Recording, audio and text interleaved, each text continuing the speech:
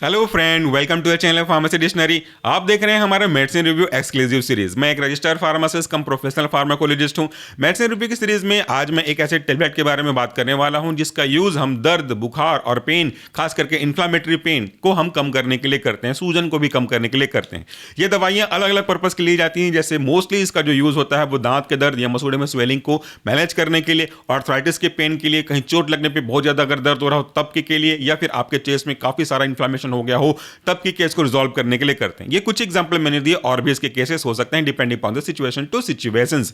ये दवाइयां schedule category की हैं, यानी कि इनको अपने मर्जी से कभी भी ना लिया करें। डॉक्टर की सलाह पे, उनके दिए गए ड्यूरेशन पे, उनके दिए गए डोज के अकॉर्डिंग ही लें, वरना आपको थोड़ा नुकसान पहुंचा सकते हैं। क्योंकि ऐसे ड्रग NSAID कैटेगरी के हैं तो थोड़ा सा ये सेफ मार्जिन में लेके नहीं चलते हैं मोस्ट ऑफ द केस। अगर हम ज्यादा यूज करें तब के केस की बात है। सैंपल यूज करेंगे, डॉक्टर के हिसाब से यूज करेंगे तो ज्यादा फर्क नहीं पड़ेगा। बट मैं फिर से कहूंगा, सेल्फ मेडिकेशन किसी भी दवाइयों की अच्छी होती नहीं है।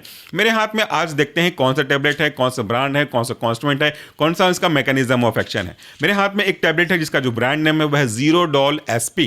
इससे पहले भी मैंने ज़ीरोडॉल के बारे में बात किया है, एक जाना पहचाना ब्रांड नेम है। लेकिन यहां पे अंतर यह है कि ये ज़ीरोडॉल ना हो करके ज़ीरोडॉल SP है, यानी कि इसमें सेरोटिडोपेप्टाइडेस एक्स्ट्रा ऐड किए गए हैं। तो चलिए देखते हैं कि और कौन कौन सी चीजें इसमें ऐड की गई हैं। ये जो ज़ीरोडॉल SP है, इसे बनाने वाली कंपनी है इप्का। इसमें मुख्य रूप से आपका एसाइक्लोफेनेक 100 mg, सेरोटोपेप्टाइडेस 15 mg और पैरासिटामोल 325 mg को मिलाकर बनाया गया है। तो तीन ड्रग में से दो ड्रग को हम पहले डिस्कस करते हैं ताकि दोनों की कैटेगरी समझ में आ सके आपको।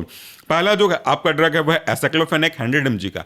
एसाइक्लोफेनेक एग्जांपल है NSAID, यानी कि non steroidal anti inflammatory category के ड्रग का। ये कैटेगरी ऐसी कैटेगरी होती है जिसका जो मेन यूज है वह आपके बॉडी में किसी भी जगह के इन्फ्लामेशन यानी कि स्वेलिंग को, पेन को यानी कि दर्द को, और बुखार यानी कि पायरोजन के कंटेनिंग सब्सटेंस की वजह से जब आपका बॉडी टेम्परेचर एलिवेट हो जाता है, फीवर, उसको मैनेज करने का काम करता है। ये बहुत ही महत्वपूर्ण कैटेगरी है। अब इस कैटेगरी में भी अलग अलग क्लासेस हैं। जैसे अगर मैं बात करूं तो non selective COX inhibitor, preferential COX-2 inhibitor, selective COX-2 inhibitor, और ऐसे ड्रग जो स्ट्रॉन्ग एंटीपायरेटिक, थोड़ा माइल्डर एनाल्जेसिक और वीक एंटी इंफ्लेमेटरी ड्रग होते हैं, वो भी एक क्लास रखी गई है, चौथी क्लास। तो यहां पे जो आपका एसाइक्लोफेनेक है वो प्रेफरेंशियल COX-2 इनहिबिटर कैटेगरी का ड्रग है, यानी कि इसका जो मेन यूज है वो आपके पेन को मैनेज करने के लिए है। साथ साथ ये आपके इन्फ्लेमेशन को थोड़ा बहुत अफेक्ट कर सकता है, बट जो इसका मेन एक्शन है वह आपको पेन कम करना। तो जैसा मैंने कहा कि दांत का दर्द असहनीय है, मसूड़े में स्वेलिंग होती है तो पेन बहुत होता है। मैं भी ये फेस कर चुका हूं और मैंने अपने लिए ये लिया भी था, इसलिए मैं आपको समझा सकता हूं अच्छे से।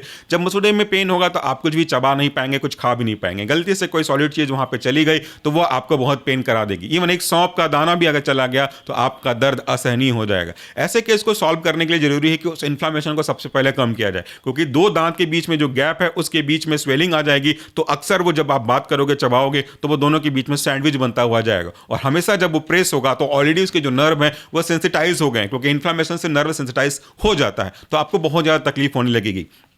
दूसरा, चेस्ट में कई बार पेन होता है, वहां पे इन्फ्लेमेशन होने लगता है, तो उस केस में भी ये आपका ड्रग काम करता है। इवन बॉडी के किसी पेन में भी काम करता है। जब दर्द बहुत ज्यादा बढ़ जाए, ब्रेकेज के कंडीशन में आ जाए, फ्रैक्चर के केस में आ जाए, तब सेरोटिडोपेप्टाइडेस इसमें ऐड होता है। फिलहाल मैं बात कर रहा हूं एसाइक्लोफेनेक का, तो ये दर्द को ठीक करने का काम करता है। कैसे काम करता है? एसाइक्लोफेनेक के काम करने का तरीका बड़ा सिंपल है। असल में आप जो पेन फील करते हो, उस पेन को फील करने के पीछे एक केमिकल रिस्पॉन्सिबल होता है जिसे हम प्रोस्टाग्लैंडिन कहते हैं। ये जो प्रोस्टाग्लैंडिन है वो बनता है COX-1 और COX-2 से। ये कैसे बनते हैं उसका डिटेल वीडियो है हमारे चैनल पे, वो आप देख लीजिए। मैं शॉर्ट में बस बता रहा हूं आपको। तो COX-1 और COX-2 मिलकर के आगे जाके बनाते हैं आपका प्रोस्टाग्लैंडिन। हमको अगर प्रोस्टाग्लैंडिन नहीं चाहिए, क्योंकि प्रोस्टाग्लैंडिन से ही तो पेन हो रहा है, अगर आपको पेन नहीं चाहिए तो पीछे जाते जाओ, रिवर्स फार्माकोलॉजी जाओ। अगर आपको पेन नहीं चाहिए तो आपको प्रोस्टाग्लैंडिन नहीं बनने देना चाहिए। अगर आपको प्रोस्टाग्लैंडिन नहीं बनने देना है तो आपको COX-1 और COX-2 को इनहिबिट करना चाहिए। यही तरीका है ना काम करने का, बिल्कुल यही तरीका है। लेकिन दिक्कत यह कि COX-1 को अगर आप छेड़ोगे तो साथ में आपको कुछ साइड इफेक्ट भी देखने को मिल सकते हैं, जैसे अल्सर की प्रॉब्लम देखने को मिल सकती है। तो छोड़ो अभी COX-1 को, COX-2 हमारा मेन टारगेट होना चाहिए। तो COX-2 को छेड़छाड़ करने वाला, प्रेफरेंशियल देने वाला ये ड्रग है आपका एसाइक्लोफेनेक। ये एसाइक्लोफेनेक COX-2 को प्रेफरेंशियली इनहिबिट करता है, जिसकी वजह से COX-2 के आगे जो आपका प्रोस्टाग्लैंडिन है वो नहीं बन पाता, और प्रोस्टाग्लैंडिन नहीं बनेगा तो भैया पेन कहां से बनेगा, और इस तरीके से आपको पेन में राहत देता है। अब इसके बाद दूसरा ड्रग छोड़ता हूं, तीसरे ड्रग पे आता हूं, वो है आपका पैरासिटामोल। पैरासिटामोल भी इसी NSAID कैटेगरी का ड्रग है, लेकिन ये तीसरा नहीं चौथा क्लास को बिलोंग करता है, यानी कि स्ट्रॉन्ग एंटीपायरेटिक, माइल्ड एनाल्जेसिक और वीकर एंटी इंफ्लेमेटरी ड्रग। तो ये पहले ड्रग जो कि एसाइक्लोफेनेक था उसके साथ क्लब होकर के बहुत ही अच्छा एनाल्जेसिक इफेक्ट देगा। तो एसाइक्लोफेनेक, पैरास्टामोल दोनों कंबाइन हो गए, सिनर्जिस्टिक इफेक्ट दिया और आपके बुखार अगर थोड़ा बहुत आ रहा है दर्द की वजह से तो, नहीं तो आपके पेन को बहुत अच्छे तरीके से सप्रेस करने का काम करेगा। इसीलिए इसको अच्छा माना गया है सीवियर पेन में, बट नॉर्मल पेन में इसको यूज ना करें तो ज़्यादा अच्छा होगा।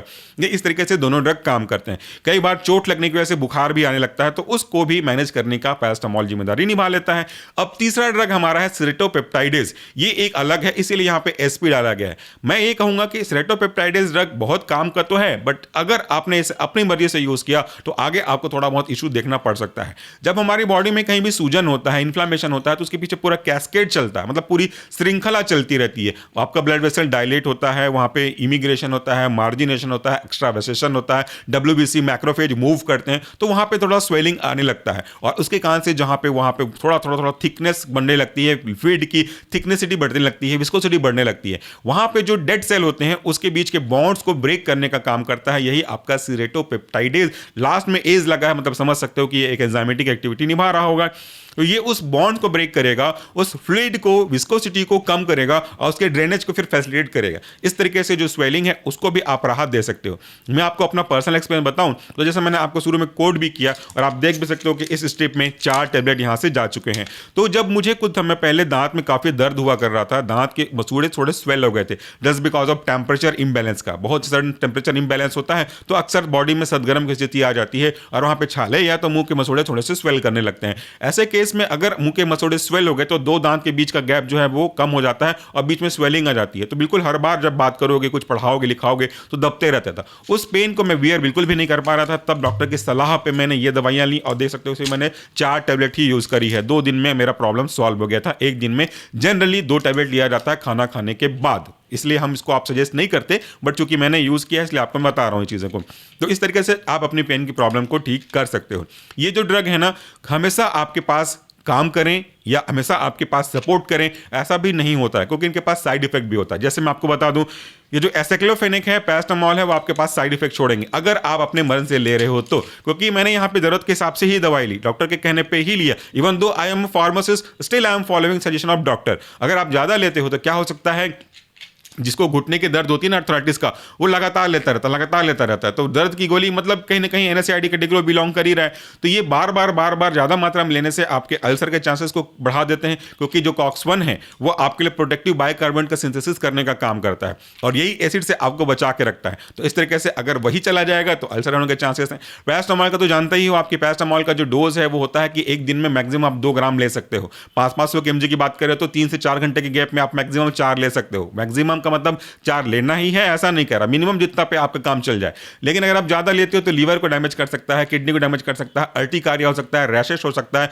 स्वेलिंग हो सकता है मुंह पे, फेस पे, ऐसे कई सारे साइड इफेक्ट भी हो सकते हैं। इसके बारे में भी मैंने आपको बताया है, साइड इफेक्ट ऑफ पैरास्टामोल, इसी चैनल पे, वो भी आप देख सकते हो। तो कोई भी ड्रग अच्छा तो है जब तक हम उसका सही यूज करें। तो अगर गलत यूज या अपने मन से यूज करने लगे तो आपको फायदा कम, नुकसान ज्यादा होने लगेगा। इसीलिए हर बार हम ये कहते हैं कि सेल्फ मेडिकेशन को हमेशा अवॉइड करिएगा। आज के वीडियो के लिए इतना ही। Thank you so much for this video. Thank you, take care.